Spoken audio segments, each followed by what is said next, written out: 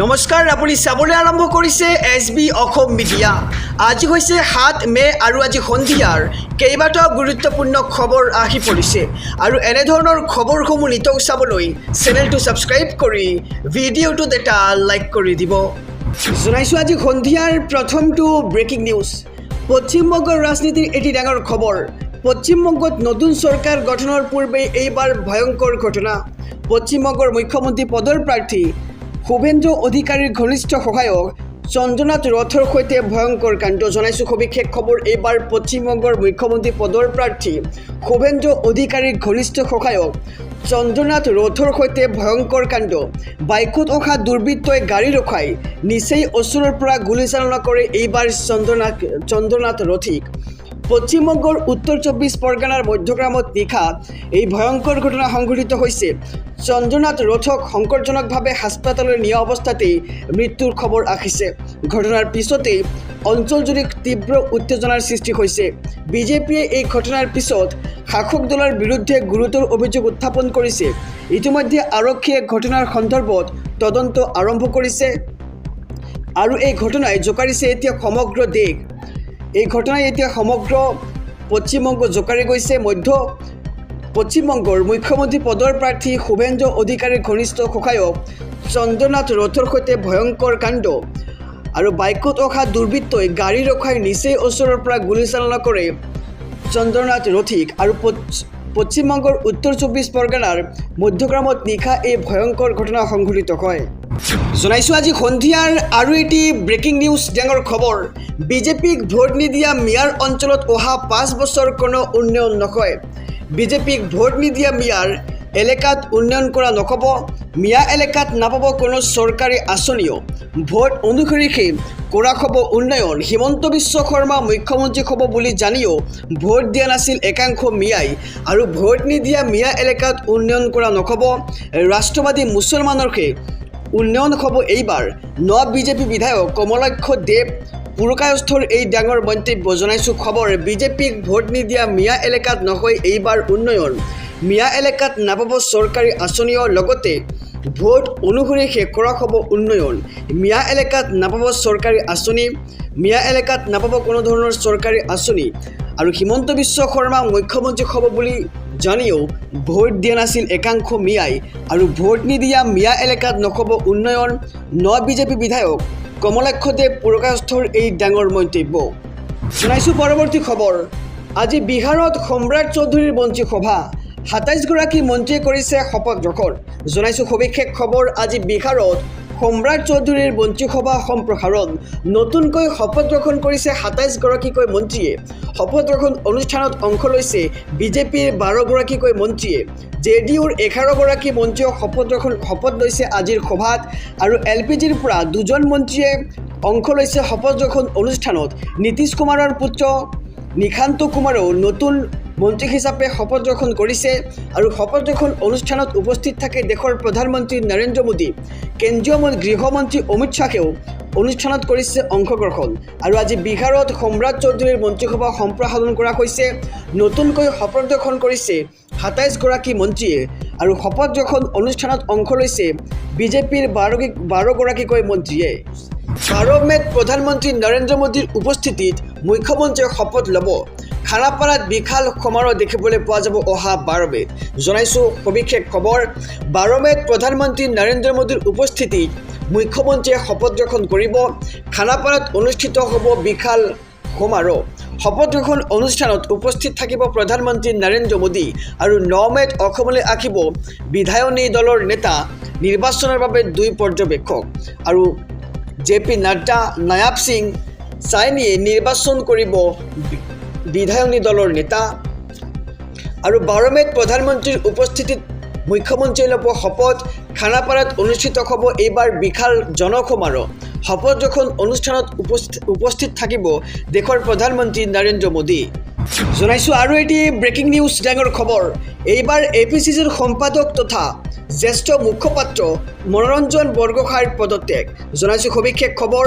APCCৰ সম্পাদক তথা জ্যেষ্ঠ মুখপাত্ৰ মনোৰঞ্জন বৰগোহাঁইৰ পদত্যাগৰ খবৰ আহিছে।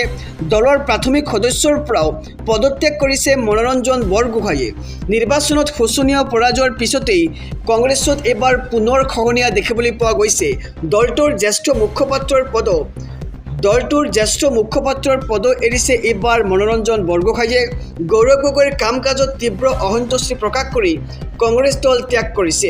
33 বছৰ ধৰি কংগ্ৰেছত আছিল মনোৰঞ্জন বৰগোহাঁইয়ে আৰু গৌৰৱ গগৈৰ মৈমুতালিত এইবাৰ অতিষ্ঠ হৈছোঁ বুলি তেওঁ মন্তব্য কৰিছে। লগতে মই ক্ষুণ্ণ হৈ পৰিছোঁ বুলি মন্তব্য কৰিছে আৰু দলটো বৰ্তমান পাগলামী বান্দ্ৰামীলৈ পৰিণত হৈছে বুলি মন্তব্য কৰা হৈছে। তৰুণ গগৈ ছাৰ হোৱাৰ পৰা কংগ্ৰেছ অনুশাসনহীন হৈ পৰিছে আৰু দলীয় নেতা কৰ্মীৰ অসুখ হ'লে আত্মীয়ৰ মৃত্যু হ'লেও এটা খবৰ নলয় গৌৰৱ গগৈয়ে। সাংসদ হোৱাৰ পিছত কোনো এজন পৌৰপতি জিলা আয়ুক্তৰ লগত কোনো বৈঠক নকৰিলে গৌৰৱ গগৈয়ে আৰু যোৰহাটত বিভিন্ন অনুষ্ঠান প্ৰতিষ্ঠানে মাতিলেও এদিনো নাহে গৌৰৱ গগৈ আৰু গৌৰৱ গগৈক তেল মাৰি থকা সকলোকে টিকট পায় বুলি মন্তব্য। কংগ্ৰেছত যোগ্যজনৰ স্থান নাই। তৈলমৰ্দন তুষ্টিকৰণে যোগ্যতা পায় বুলি মন্তব্য কৰিছে। জিতেন্দ্ৰ সিঙৰ দৰে মূৰ্খ ফটুৱা তত্ত্বাৱধায়ক দেখা নাই আৰু APCCৰ সম্পাদক তথা জ্যেষ্ঠ মুখপাত্ৰ মনোৰঞ্জন বৰগোহাঁইয়ে পদত্যাগ কৰি এনে বিস্ফোৰক মন্তব্য কৰিছে। জনাইছোঁ আৰু এটি ব্ৰেকিং নিউজ ডাঙৰ খবৰ।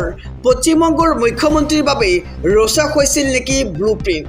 শুভেন্দু অধিকাৰী আছিল নেকি লক্ষ্য? জনাইছোঁ সবিশেষ খবৰ। পশ্চিমবংগৰ মুখ্যমন্ত্ৰীৰ বাবে ৰচা হৈছিল নেকি এই ব্লু প্ৰিণ্ট? শুভেন্দু অধিকাৰী আছিল নেকি লক্ষ্য? পোহৰলৈ আহিছে চন্দ্ৰনাথ ৰথৰ হত্যাকাণ্ডৰ ন তথ্য আৰু বংগৰ নতুন মুখ্যমন্ত্ৰীৰ বাবে ৰচা হৈছিল নেকি এই ব্লু প্ৰিণ্ট?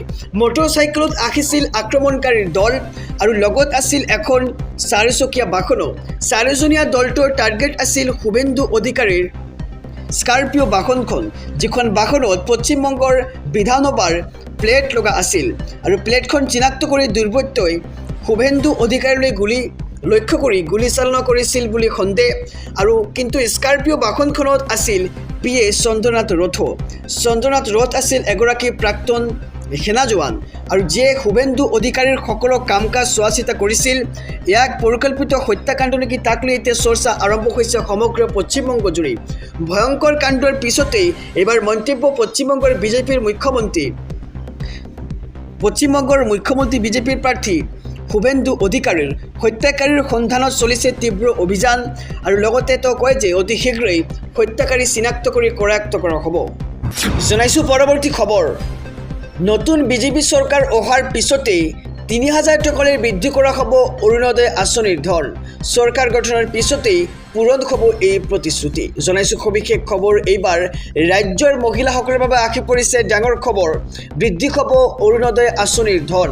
1250 টকাৰ পৰা 3000 টকা পৰ্যন্ত বৃদ্ধি হোৱাৰ সম্ভাৱনা অৰুণোদয় আঁচনিৰ ধন আৰু শপত গ্ৰহণৰ পিছতেই এইবাৰ মুখ্যমন্ত্ৰীয়ে পূৰণ কৰিব নিজৰ প্ৰতিটো প্ৰতিশ্ৰুতি। আৰ্থিকভাৱে সবল হ'ব ৰাজ্যৰ মহিলা। নিৰ্বাচনী ইস্তাহাৰত উল্লেখ কৰা সকলো প্ৰতিশ্ৰুতি পালন কৰা হ'ব এইবাৰ আখৰে আখৰে। যিমান প্ৰতিশ্ৰুতি দিয়া হৈছিল প্ৰতিটো প্ৰতিশ্ৰুতি পালন কৰা হ'ব এইবাৰ। ঐতিহাসিক বিজয়ৰ পিছতেই এই ডাঙৰ মন্তব্য মুখ্যমন্ত্ৰী ডক্টৰ হিমন্ত বিশ্ব শৰ্মাৰ। বৃদ্ধি কৰা হ'ব অৰুণোদয় আঁচনিৰ ধন। 1250 টকাৰ পৰা 3000 টকালৈকে বৃদ্ধি হোৱাৰ সম্ভাৱনা অৰুণোদয় আঁচনিৰ ধন। জনাইছোঁ আৰু এটি ব্ৰেকিং নিউজ ডাঙৰ খবৰ। 2026 চনৰ বিধানসভা নিৰ্বাচনত কংগ্ৰেছে বেয়াকৈ পৰাজয় বৰণ কৰিছে আৰু তাৰ পিছতেই এইবাৰ গৌৰৱ গগৈৰ কেতবোৰ প্ৰতিক্ৰিয়া আহি পৰিছে। তেওঁ কৈছে যে কংগ্ৰেছ দলক এইবাৰ অসমৰ জনসাধাৰণৰ দললৈ ৰূপান্তৰিত কৰিম। জনতাৰ কণ্ঠস্থ হৈ থিয় দিয়াৰ প্ৰতিশ্ৰুতিৰে সামাজিক মাধ্যমত এইবাৰ গৌৰৱ গগৈৰ এখন বিশেষ পোষ্ট আমি দেখুৱাইছোঁ আপোনালোকক। এইবাৰ গৌৰৱ গগৈয়ে নিজৰ সামাজিক মাধ্যমত কি লিখি পোষ্ট কৰিছে। তেওঁ লিখিছে যে শেহতীয়া নিৰ্বাচনত আমি অসমৰ জনসাধাৰণৰ আশা আকাংক্ষা পূৰণ কৰিব নোৱাৰাৰ বাবে দুখ প্ৰকাশ কৰিছোঁ। অতি শীঘ্ৰেই কংগ্ৰেছ দলে ৰাজ্যজুৰি এক বৃহৎ জনসংযোগ অভিযান কাৰ্যসূচী আৰম্ভ কৰিব, যাৰ দ্বাৰা আগন্তুক দিনবোৰত আমাৰ দলৰ সাংগঠনিক কাৰ্যকলাপ বৃদ্ধি কৰাৰ লগতে অসমবাসী ৰাজ্যৰ স্বাৰ্থত ভালদৰে সেৱা আগবঢ়াবৰ বাবে আপোনালোকৰ পৰা দিহা পৰামৰ্শ গ্ৰহণ কৰিম। এয়া কংগ্ৰেছ দলৰ বাবে নতুনকৈ আৰম্ভণি কৰাৰ সময়। আমি কংগ্ৰেছ দলক অসমৰ জনসাধাৰণৰ কংগ্ৰেছ দললৈ ৰূপান্তৰিত কৰিম। এইটাৰে পৰা কংগ্ৰেছ দলে পূৰ্বতকৈ অধিক জনসাধাৰণৰ মাজলৈ যাব। কংগ্ৰেছ দল সদায় এটা ছাতিৰ দৰে আছিল আৰু পুনৰবাৰ আমি অসমৰ সকলো জনগণক ৰক্ষা কৰাৰ বাবে সেই ছাতিলৈ ৰূপান্তৰিত হ'ম। আমি সদায় ভাল কামত চৰকাৰখনলৈ সহযোগ আৰু পৰামৰ্শ আগবঢ়াম, আনহাতে অসমৰ স্বাৰ্থত তেওঁলোকক সমৰ্থন কৰিম। কিন্তু যেতিয়াই এই চৰকাৰ অন্যায় আৰু দমন নীতিত নামি পৰিব, তেতিয়াই আমি দৃঢ়ভাৱে তাৰ বিৰুদ্ধে থিয় দিম। জনসাধাৰণৰ কংগ্ৰেছ হ'ব অসমৰ এক প্ৰগতিশীল বিকল্প, যি জনসাধাৰণৰ মাজৰ পৰা সমাধানৰ পথ উলিয়াই ৰাজ্যৰ সমস্যা সমাধান কৰিব। আৰু একে সময়তে যেতিয়াই এই চৰকাৰখনে ভয়-ভীতি প্ৰদৰ্শন কৰিব, আমি সদায় জনসাধাৰণৰ লগত থিয় দিম। সম্প্ৰতি ভাৰতবৰ্ষত সমগ্ৰ নিৰ্বাচনী ব্যৱস্থাটো এক সংকটত পৰিছে, কাৰণ নিৰ্বাচন পৰিচালনাৰ দায়িত্বত থকা লোকসকলে এটা ৰাজনৈতিক দলৰ সুবিধাৰ বাবে নীতি নিৰ্ধাৰণ কৰিবলৈ থকাৰ দৰে আচৰণ কৰি আছে। অসম হৈছে এক পৰীক্ষাগাৰ, যাক বিজেপিয়ে সমগ্ৰ ভাৰতত প্ৰসাৰিত কৰিব বিচাৰিছে। তেওঁলোকৰ কৌশল হৈছে এক দেশ, এক দল, এজন মানুহ। আইনৰ অপব্যৱহাৰ নকৰাকৈ, কোনো প্ৰতিষ্ঠান দখল নকৰাকৈ বা নাগৰিকসকলক চাপ নিদিয়াকৈ তেওঁলোকে জয় লাভ কৰিব নোৱাৰে। আমি ইয়াৰ বিৰুদ্ধে সংগ্ৰাম কৰিবলৈ আৰু জনতাৰ কণ্ঠস্বৰ হৈ থিয় দিবলৈ সদায় প্ৰতিশ্ৰুতিবদ্ধ। আৰু এইবাৰ গৌৰৱ গগৈয়ে এনে মন্তব্য কৰিছে নিজৰ সামাজিক মাধ্যমত। জনাইছোঁ আৰু এটি ব্ৰেকিং নিউজ ডাঙৰ খবৰ। উজনি অসমত শীঘ্ৰেই চলিব বৃহৎ উচ্ছেদ অভিযান। জয়ৰ পিছতে এইবাৰ বিজেপি বিধায়কৰ ডাঙৰ ঘোষণা। নিস্তাৰ নাই এইবাৰ অবৈধ বেদখলকাৰীৰ। ৰাজ্যৰ প্ৰান্তে প্ৰান্তে চলিব উচ্ছেদ অভিযান। সৰুপথাৰত শীঘ্ৰেই চলিব বৃহৎ উচ্ছেদ অভিযান। হাৰি নাযাব এটাও অবৈধ বেদখলকাৰী। দ্বিতীয়বাৰ বিধায়ক নিৰ্বাচিত হৈয়েই বিশ্বজিৎ ফুকনৰ এনে প্ৰতিশ্ৰুতি। নিস্তাৰ নাই এইবাৰ অবৈধ বেদখলকাৰীৰ। ৰাজ্যৰ প্ৰান্তে প্ৰান্তে চলিব বৃহৎ উচ্ছেদ অভিযান। সৰুপথাৰত শীঘ্ৰেই চলিব বৃহৎ উচ্ছেদ অভিযান আৰু হাৰি নাযাব এটাও অবৈধ বেদখলকাৰী। দ্বিতীয়বাৰ বিধায়ক নিৰ্বাচিত হৈয়েই এইবাৰ বিশ্বজিৎ ফুকনৰ এই ডাঙৰ মন্তব্য।